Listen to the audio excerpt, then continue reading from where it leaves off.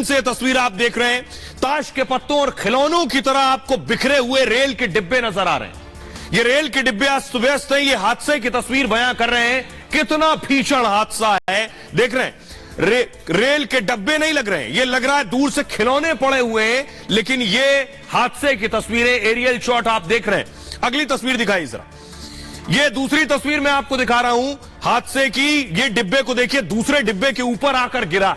अब आप अंदाजा लगाइए कितना भीषण ये हादसा रहा होगा।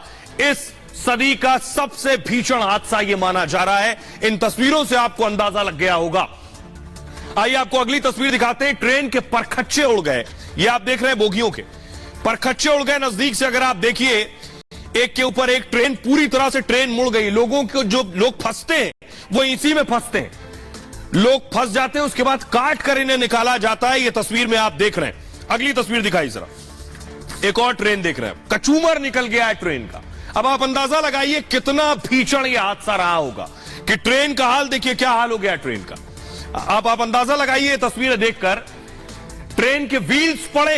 ये ट्रेन देखिए जरा, ये देख रहे हैं आप, ट्रेन डब्बों को देखिए, ट्रेन के एक के ऊपर एक पड़े। अगली तस्वीर दिखाई जरा। अब आप ये तस्वीर, उसके बाद लाशों का अंबार लगा, 280 मौतें हो गई हैं, लाशों के ढेर लगे हुए हैं ट्रैक पर, रेलवे ट्रैक पर। अगली तस्वीर दिखाई जरा।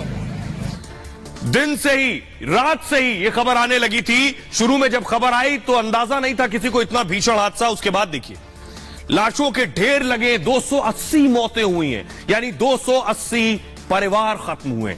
अगली तस्वीर दिखाई। भीषण हादसा था, बड़ा हादसा था, इसलिए प्रधानमंत्री नरेंद्र मोदी घटनास्थल पर पहुंचे। लगभग 4, साढ़े 4 बजे प्रधानमंत्री नरेंद्र मोदी बालासोर पहुंचे। ये सारी तस्वीरें खुद प्रधानमंत्री ने देखी वहां पहुंचकर। नजदीक से प्रधानमंत्री ने इन सारी तस्वीरों को देखा, घटनास्थल का जायजा लिया, अधिकारियों से बात की। अगली तस्वीर दिखाई। उसके बाद पीएम मोदी ने फोन किया। किसे फोन किया, फुल स्क्रीन लीजिए जरा। प्रधानमंत्री ने वहां से फोन किया, बालासोर से वहां से फोन किया पीएम मोदी ने।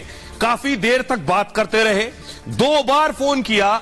मैं आपको बताऊंगा कि पीएम ने आखिर फोन किसे किया था, लेकिन उससे पहले मैं आपको बताता हूं कि आखिर यह हादसा हुआ कैसे।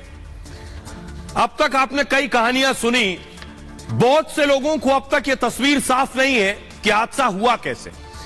मैं आपको बताने जा रहा हूं, इस ग्राफिक्स के बाद पिक्चर पूरी क्लियर हो जाएगी कि हादसा कैसे हुआ। ये मैं खड़ा हूं, आपको दिख रहा हूं, रेलवे ट्रैक मेरे आगे आपको नजर आ रहा होगा।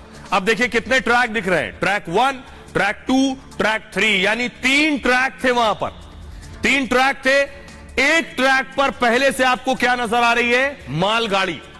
एक ट्रैक पर आप देखिए मालगाड़ी खड़ी है, उसके आगे देखिए लूप लाइन है। लूप लाइन क्या होती है, ट्रैक चेंज करने के लिए लूप लाइन का इस्तेमाल करते हैं। उसके आगे सामने देखिए कोरोमंडल एक्सप्रेस आ रही है, दूसरे ट्रैक पर आगे आती है, और सिग्नल देखिए रेड है। रेड सिग्नल होने के बावजूद वो क्या करती है, लूप लाइन में चली जाती है।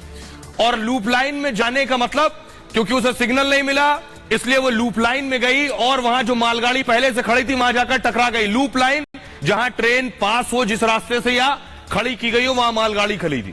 पीछे से हावड़ा एक्सप्रेस आई, और देखिए हावड़ा आई तो 3 ट्रैक तक डब्बे आ गए थे, हावड़ा उसके पीछे से टकरा गई। अब जरा फुल स्क्रीन इस एनिमेशन को देखिए, और जैसे मैं बोलूं वैसे उसे प्ले कीजिएगा। फुल स्क्रीन देखिए, इसे प्ले कीजिए। ये आपके सामने आ गया है, देख रहे हैं आप, 3 ट्रैक आपको नजर आ रहे हैं। मालगाड़ी पहले से खड़ी हुई है, आपको दिख रहा है। एक लूप लाइन दिखा रहा है ट्रैक आपको, ये लूप लाइन ट्रैक चेंज करने के लिए होता है। सामने से कोरोमंडल आ रही थी, ग्रीन सिग्नल नहीं, रेड सिग्नल था, और रेड सिग्नल होने के बाद उसे लगा गाड़ी रोकनी है, तो उसने किनारे लूप लाइन में रोक दी गाड़ी।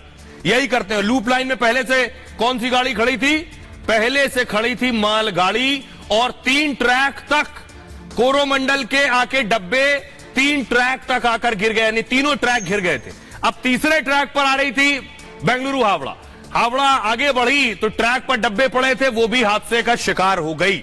ऐसे हुआ यह हादसा। फिर से एक बार जरा प्ले कीजिए, दर्शक आसानी से समझ सके। ये 3 रेलवे ट्रैक दिख रहे हैं, 1, 2 और 3, और तीसरे ट्रैक पर देखिए पीछे मालगाड़ी खड़ी है, ये यहीं खड़ी थी, वेट कर रही थी। दूसरी तरफ से दूसरा जो ट्रैक था सेंटर वाला, इससे कोरोमंडल आ रही थी।